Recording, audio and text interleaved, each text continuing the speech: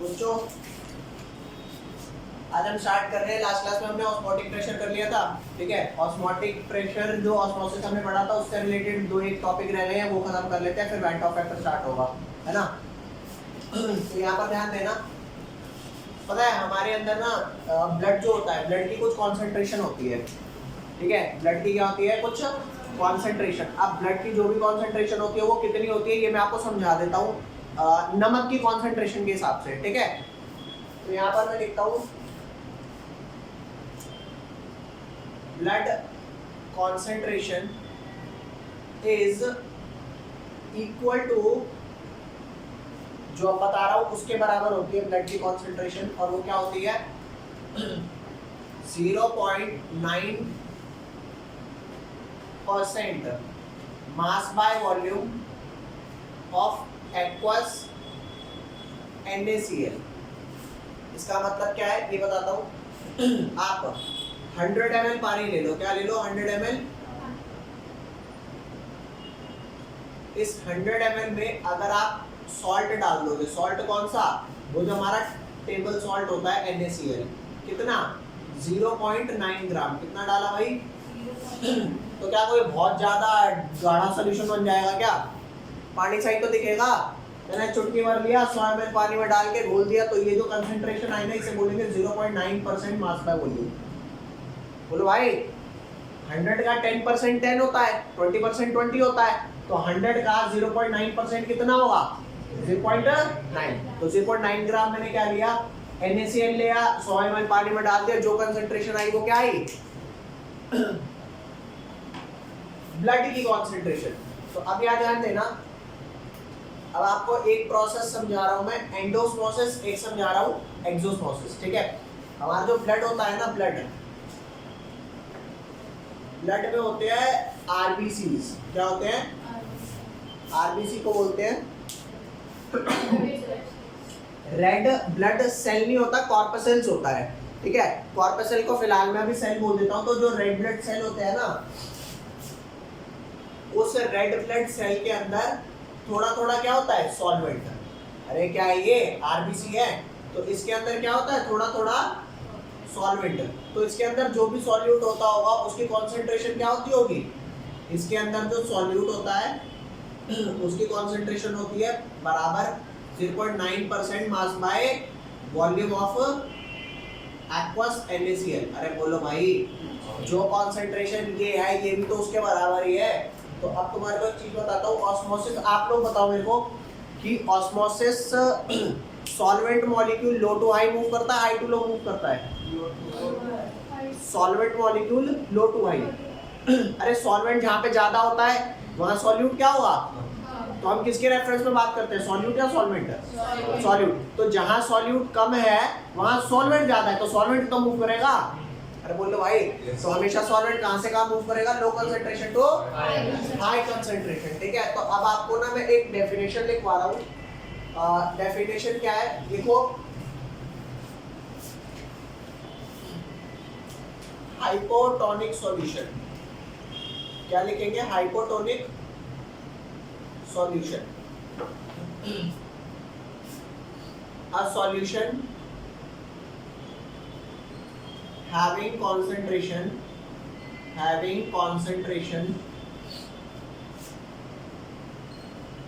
less than 0.9% mass by volume of aqueous NaCl। भाई एक ऐसा सॉल्यूशन जिसकी कंसेंट्रेशन लेस हो किससे 0.9% mass by volume of aqueous NaCl is called hypotonic solution। क्या बोलेंगे बेटा, is called hypotonic solution। बोलो जी। अब आपको हाइपोटोनिक सॉल्यूशन समझाता हूँ। मान लो ये आपने एक कंटेनर लिया, इसके अंदर आपने एक ऐसा सॉल्यूशन लिया जिसकी कंसेंट्रेशन ना 0.9% से कम थी, 0.9% से। अरे यार ये जो भी सॉल्यूशन है इसके अंदर जो भी सॉल्यूट है वो 0.9% से क्या है कम। अगर और यहाँ पर ध्यान दो, आपने इसके अंदर क्या डाल दिए इसके अंदर आपने डाल दिए रेड ब्लड सेल्स। क्या डाल दिए? तो अब आप बताओ, अगर इस सॉल्यूशन की कंसंट्रेशन 0.9% से कम है तो आरबीसी की कितनी है? 0.9%। तो तू बता कहाँ कम कंसंट्रेशन हो गई, कहाँ ज्यादा हुई? आरबीसी में ज्यादा हुई और बाहर। तो तू बता आरबीसी के अंदर वाटर जाएगा या आरबीसी से बाहर? आरबीसी के अंदर। पूछ क्यों? अरे अंदर कंसंट्रेशन कम है, कम है ज्यादा है? ज्यादा है। और बाहर क्या है? तो सॉल्वेंट कहाँ मूव करता है, लो टू हाई या हाई टू लो? अरे सॉल्यूट के रिस्पेक्ट में बात करो। बोलो भाई, सॉल्यूट के रिस्पेक्ट में अगर कंसंट्रेशन कम बाहर है तो सॉल्वेंट ज्यादा होगा। यहाँ पे कंसंट्रेशन सॉल्यूट के रिस्पेक्ट में ज्यादा है तो सॉल्यूट कम होगा, तो सॉल्वेंट के अंदर नहीं जाएगा। अरे बोलो, और सॉल्वेंट अगर अंदर मूव करेगा तो ये क्या होगा, स्वेल या श्रिंक? यही बात समझ भाई, मेरी बात समझ, मेरी बात समझ। मान ले तेरे पास रसगुल्ला है, तेरे रसगुल्ले को छोड़ दिया एकदम फ्लैट सरफेस पे, भाई साहब सूखे सरफेस पे, तो रसगुल्ले के अंदर चाशनी जाएगी या रसगुल्ले से बाहर आएगी? क्यों बाहर आएगी? बाहर कुछ है ही नहीं, और बाहर चाशनी चाशनी है, चाशनी चाशनी है, और चाशनी अंदर जाएगी अगर हल्की फुल्की कम रही होगी तो। समझ रहे हो? मूव चाशनी में करना है। अरे यार कैसे समझाऊं मैं भाई? ये आरबीसी है, आरबीसी की कंसंट्रेशन यहाँ ज्यादा थी कम थी? क्यों ज्यादा थी? क्योंकि ये जो मेरा सोल्यूशन है ना, ये हाइपोटोनिक है। हाइपोटोनिक किसके रिस्पेक्ट में बताता हूँ मैं? हाइपोटोनिक में बताता हूँ किसके रिस्पेक्ट में भैया?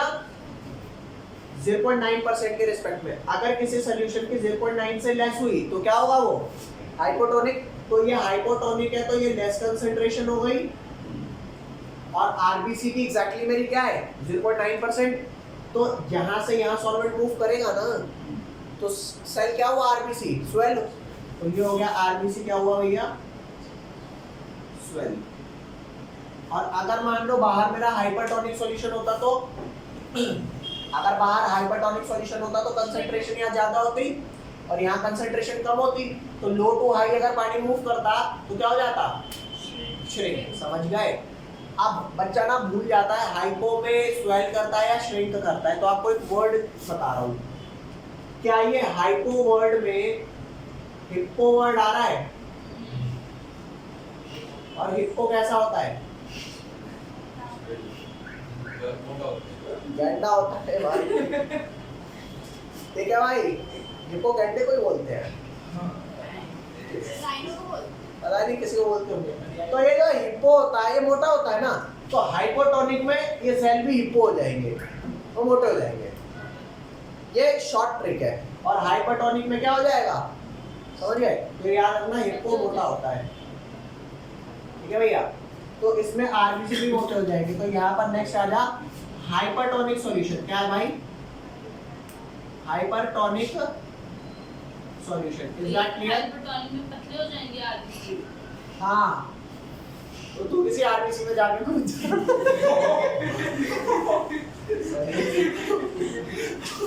मैं हाइपरटोनिक में जाके कूद के दवाई होगा। ठीक है भाई? No exercise nothing. ठीक है भाई? यहाँ जा। तो हाइपरटोनिक की मैं आपको डेफिनेशन लिखवा देता हूँ। हाइपरटोनिक वो सॉल्यूशन हुआ जिसकी कंसंट्रेशन 0.9% से ज्यादा है, और हाइपोटोनिक कम है, और आइसोटोनिक जिसकी 0.9% के ही बराबर हो। बहुत बढ़िया भाई। तो यहाँ पर लिखना हाइपरटोनिक क्या हो गया? अ सॉल्यूशन हैविंग दिखाई दे रहा है नहीं दे रहा? A solution having concentration more than 0.9% mass by volume of aqueous NaCl is called, ये पता है ना भैया, hypertonic solution, HS hypertonic solution. Okay guys, इसको लिख लो आप जल्दी से। नेक्स्ट आ जाओ भैया आइसोटोनिक सॉल्यूशन। अगला क्या है? Isotonic solution.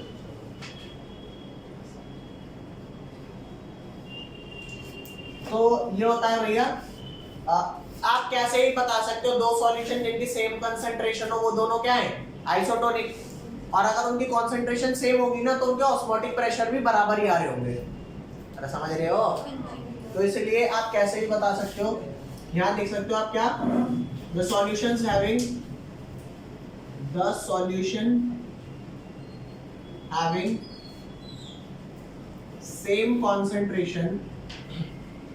same concentration are called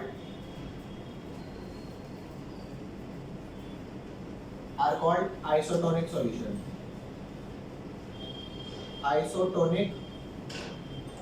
Is that clear? ठीक है भैया, ये आपका हो गया। अभी आपको ऑस्मोसिस में पहले समझा चुका हूं, अब मैं आपको समझाने वाला हूं रिवर्स ऑस्मोसिस। ठीक है भैया, कि रिवर्स ऑस्मोसिस क्या होता है। तो रिवर्स ऑस्मोसिस क्या होता है?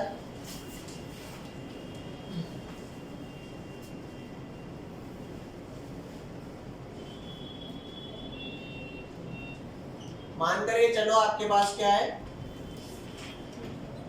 ये दो कंपार्टमेंट्स हैं जो सेपरेटेड है किससे? Selectively permeable membrane. ठीक है भैया, यहां पे मैं लेता हूं प्योर वाटर और यहां पे मैं लेता हूं कौन सा वाला, अपना ये जो खारा पानी। आपको पता है ना, जो समुद्र वाला पानी जैसा होता है खारा पानी, वो खारा क्यों होता है? उसमें बहुत सारे आयन्स होते हैं, सॉल्यूट होता है, नमक होता है। शरबत बनाना हो ना तो समुद्र से ऐसे निकाल के चीनी डाल, बस नमक की कोई टेंशन ही नहीं। ठीक है भाई, तो ये हो गया आपका इम्प्योर वाटर। लिख दूं यहाँ पे impure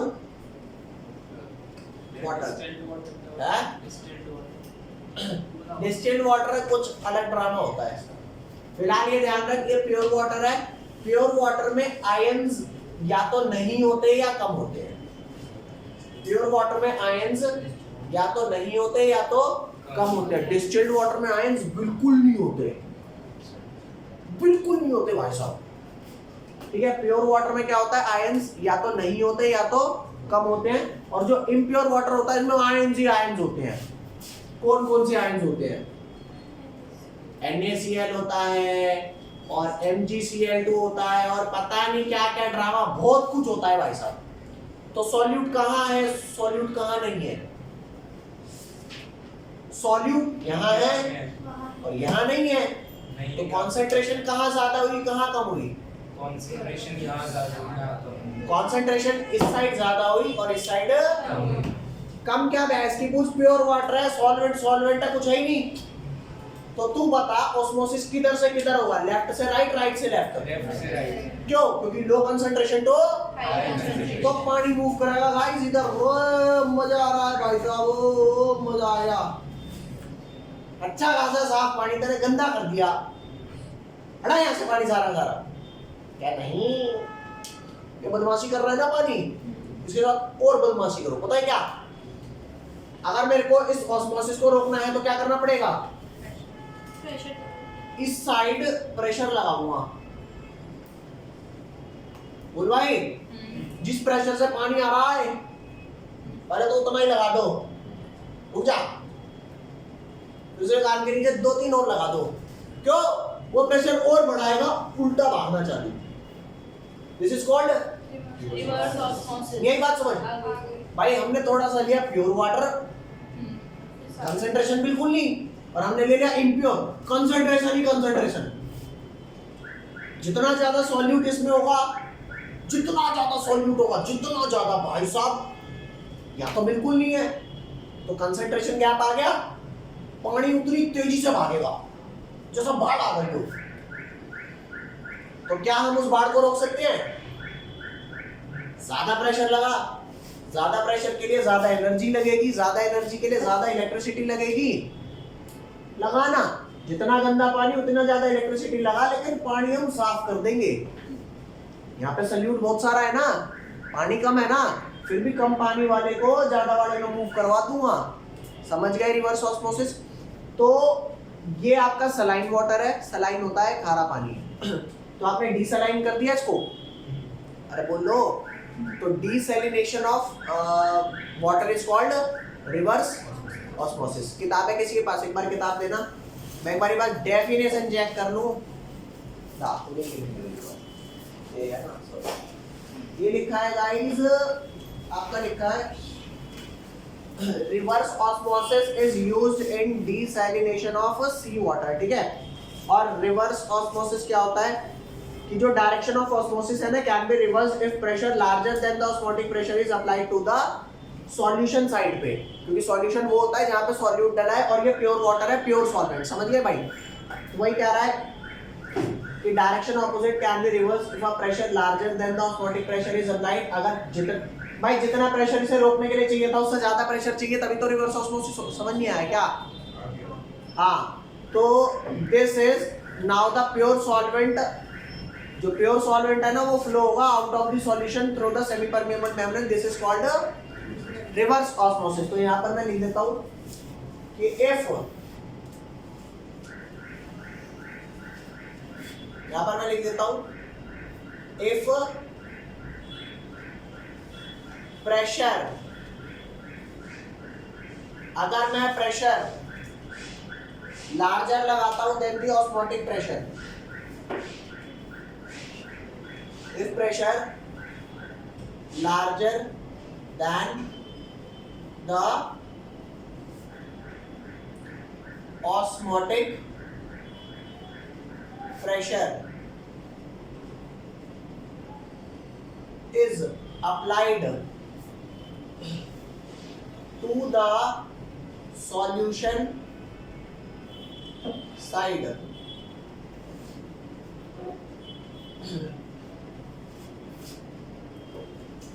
pure water flows out of the solution, out of the solution through semi permeable membrane,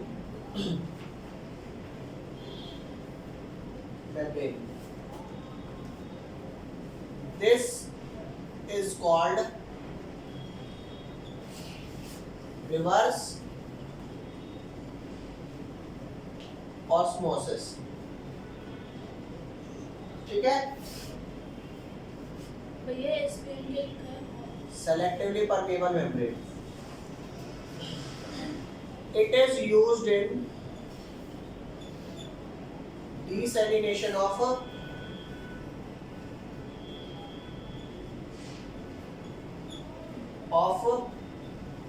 pure water। ऐसी बातें कर रहा भाई। हाँ, सी वाटर। अब बताओ आपको ये वाला टॉपिक समझ आया कि नहीं आया? वेरी नाइस, इसको लिखो, इसको लिखेंगे मस्त समझ में आएगा फिर आपको।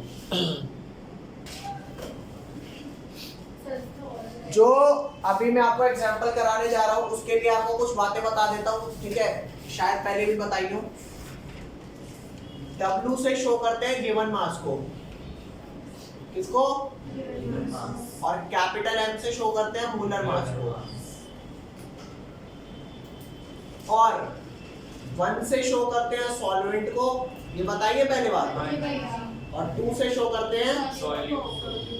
मैंने ये भी बताया है सॉल्वेंट ज्यादा होता है,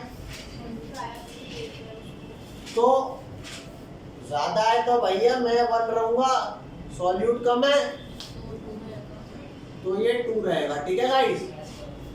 जिसकी मेजॉरिटी उसका 1 नंबर, ये हो गया। अब अगर कोई बोले W2 क्या होता है, तो W2 हुआ गिवन मास ऑफ, ओ भैया ओ ये लिखना सिखा रहा हूं दोबारा, डिवाइस करके तो आए नहीं होंगे। M2 क्या होता है? Molar mass of solute. W1 क्या होता है? Molar given mass of solvent. अगला क्या है? Molar mass of. Clear guys? ये हो गया। अब मैं क्वेश्चन की कुछ गिवन चीजें लिख देता हूं। पहले क्वेश्चन लिख दूं सामने। क्वेश्चन कह रहा है इथाइलिन ग्लाइकोल 45 ग्राम है। क्वेश्चन है 45 ग्राम क्या है भाई? इथाइलिन ग्लाइकोल है। और इथाइलिन ग्लाइकोल मुझे नहीं पता क्या होता है, उन्होंने इसका वो दे रखा है इथाइलिन ग्लाइकोल का मॉलिक्यूलर फॉर्मूला C2H6O2। C2H6O2, ठीक है गाइस। उसके बाद ये मिक्स किया है 600 ग्राम वाटर में। तो ये जो है ना इज मिक्स्ड विद कितने पानी में कर दिया? 600 ग्राम वाटर। उसके बाद कह रहा है calculate the freezing point depression. क्या कैलकुलेट करने के लिए कह रहा है? कैलकुलेट फर्स्ट कितना फ्रीजिंग पॉइंट डिप्रेस हुआ, फ्रीजिंग पॉइंट डिप्रेशन। और सेकंड क्या करने को कह रहा है? Freezing point of solution. Second freezing point of solution. ये दो चीजें निकालने के लिए कह रहा है। कैसे सॉल्व करेंगे वो बताता हूं आपको, ठीक है। जो फ्रीजिंग पॉइंट डिप्रेशन था उसका फार्मूला, पहले तो यहाँ पे गिवन चीजें लिख लूं क्या क्या कितनी कितनी है। कौन यहाँ पे सॉल्वेंट हुआ, कौन सॉल्यूट हुआ? वाटर सॉल्वेंट हुआ और इथाइलिन ग्लाइकोल क्या हुआ? C2H6O2। ये हुआ आपका सॉल्यूट। तो बेटा ये बात जानते हुए तू मेरे को W2, W1, M2 और M1 बता दे। W2 कितना है? गिवन मास ऑफ सॉल्यूट कितना है भैया? 45 ग्राम। सॉल्वेंट में ऊपर लिखा है गलती हो गई होगी। कहाँ लिखा है? W2 सॉल्वेंट में ऊपर नीचे में लिखा है 45 ग्राम। गिवन मास ऑफ सॉल्वेंट क्या है? 600 ग्राम, ठीक है भाई। और मोलर मास ऑफ, ये आपने उधर शायद मैं वो हूँ भाई। ये 600 ग्राम तो H2 है, आपने 6 W1 सुन मेरी बात, मैं नहीं, ये है वो जो मैं कह रहा हूँ। सुन मेरी बात दोबारा। ये सॉल्वेंट है ना वन, तो W1 given mass of solvent हुआ। अच्छा वो आपने अब तो अलग ऊपर से नीचे लिख लिख दिया दिया है। ना इसलिए हाँ सॉल्वेंट यार, के आगे मैं आप मैं नहीं हूँ भाई, तुम हो। ठीक है। वाला। तो ये सही लिखा मैंने, ठीक है भाई। 45 ग्राम ये, 600 ग्राम ये। अब मोलर मास ऑफ सॉल्यूट कैसे लिख? अच्छा, ओहो, हाँ भैया, अच्छा अच्छा अच्छा अच्छा, यही बिल्कुल यही। अच्छा अच्छा अच्छा। यस फाइनली मतलब मैं ही हूँ हैं? जस्टिस। ये राय दुरुस्त है भाई, और क्या। वैसे मैंने ये अलग और वो अलग, लेकिन कोई नहीं, तुम भी अपनी जगह सही हो भाई साहब। C2H6O2 और ये क्या है? तुम्हारा भी सही है। तो समझाया करना भाई, अगर किसी को नहीं समझ आता और तो। मैं पहले रिसर्च कर रहा था, लेकिन आपने कह दिया कि भाई टीचर मत बनना फिर, ऐसे समझा नहीं पा रहे तो। इधर आ बेचन। तो मोलर मास क्या हो जाएगा C2H6O2 का? कार्बन का कितना होता है? 12। हाइड्रोजन का कितना होता है? 1। ऑक्सीजन का कितना होता है? 16। तो 12 इंटू 2, 1 इंटू 6, 6, 30 हो गया। और 16 इंटू 2, 32। कितना आ गया? 62। वेरी नाइस बेटा, 62। और जो मोलर मास की यूनिट होती है ये हमेशा ग्राम पर मोल होती है, क्योंकि 1 मोल का होता है ना जी। और ये मोलर मास ऑफ वाटर हमेशा 18 ग्राम पर मोल होता है। तो आपको ये वाली बात तो मिल गई। अब वो क्या कह रहा है? डिप्रेशन इन फ्रीजिंग पॉइंट निकालना है। अरे निकालना है ना फ्रीजिंग पॉइंट डिप्रेशन ना, तो वो निकलता है delta TF is equal to KF into में मोलालिटी। ये बहुत दे भाई, अब तेरे को मोलालिटी निकालनी भी आती है। KF मैं बता देता हूँ, KF वाटर का, ये आपको कभी रटना नहीं है, ये गिवन वैल्यू होती है 1.86 kg पर मोल। ठीक है, तो आप मेरे को डेल्टा TF कैलकुलेट करके दे दो भैया। चलो जल्दी कैलकुलेट करो।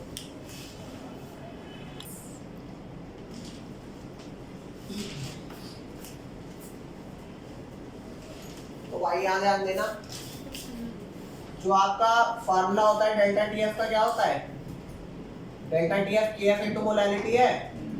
तो ये रहा आपका डेल्टा टी एफ और के एफ क्या हो गया 1.86 मल्टीप्लाई मोलैलिटी क्या होती है given mass of solute upon में molar mass of solute whole upon में given mass of solvent divided by, अरे यही तो होता है। तो इसे वैल्यू डालूंगा सॉल्व करूंगा क्या होगा 1.86 और ये हुआ W2 कितना है 45/60 और ये हो गया आपका 600/1000 और ये जो है आपका क्या हो जाएगा रेसिप्रोकल होकर के मल्टीप्लाई हो जाएगा। भैया 2 तो 62 है। ओह मिस्टेक, ये हो गया 1.86 इनटू ये हो गया 45/62 और ये हो गया 1000/600। इसे सॉल्व करूंगा क्या आ जाएगा सॉल्व हो करके 2.25 केल्विन है ना। ये आपका आ गया डिप्रेशन इन फ्रीजिंग पॉइंट मतलब डेल्टा। Is that clear? मैं बोलते भाई अब नेक्स्ट आ जा। अब डेल्टा टी एफ तुम्हें मिल गया, नेक्स्ट क्या चाहिए फ्रीजिंग पॉइंट ऑफ सॉल्यूशन। तो चेक कर ये डेल्टा टी एफ अमाउंट से घट जाता है फ्रीजिंग पॉइंट या बढ़ता है। तो जो फ्रीजिंग पॉइंट ऑफ सॉल्यूशन आएगा वो आएगा T F not minus delta T F, ठीक है। जो T F not for water होता है वो फिक्स होता है, कितना होता है 273.15 केल्विन। तो ये हो गया 273.15 माइनस 2 पॉइंट, अरे बोलते भाई कितना आ गया, आई थिंक यू आ गया 270 पॉइंट, लग रहा है क्या यही आया 90 लग तो नहीं रहा 90 है भैया बुक में 2.2 से माइनस किया है ना। अच्छा तो मैं क्या करूं 5 से करो 0 करो। ठीक है गाइस आंसर ये सेकंड पार्ट का आंसर है टीएफ ऑफ सॉल्यूशन और वो डेल्टा टीएफ का। Is that clear? ये बता क्वेश्चन में डाउट है या नहीं है? क्लियर? नेक्स्ट क्वेश्चन ले भैया, इससे बड़ा कुछ नहीं भैया। अब तुम एग्जांपल लिखो कहां तक करोगे। मैं आपको पहले भी थोड़ा बहुत होमवर्क दे चुका हूं, उसी के कंटिन्यूएशन में दे देता हूं, ठीक है भाई।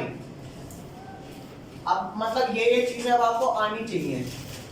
तो होमवर्क आपका क्या क्या हो गया, एग्जांपल 2.1 से लेकर के आपको 2.11 तक आना चाहिए और इन टेक्स्ट क्वेश्चन लिखेंगे बेटा 2.1 से लेकर के 2.12 तक आने चाहिए इन टेक्स्ट और बैक एक्सरसाइज लिखेंगे। ये कहां से कहां तक आने चाहिए 2.1 से लेके 25 बीच का जो गैप था हाँ बीच का गैप था कब है क्या 10 और 10 11 12 नहीं 10 और 11 और सब 2.1 से लेके 2.25 ये करके मिलेंगे हम मंडे वाली क्लास में। मंडे वाली क्लास में ट्यूसडे वाली ट्यूसडे सॉरी ट्यूसडे गाइस। वही तो हम कह रहे हैं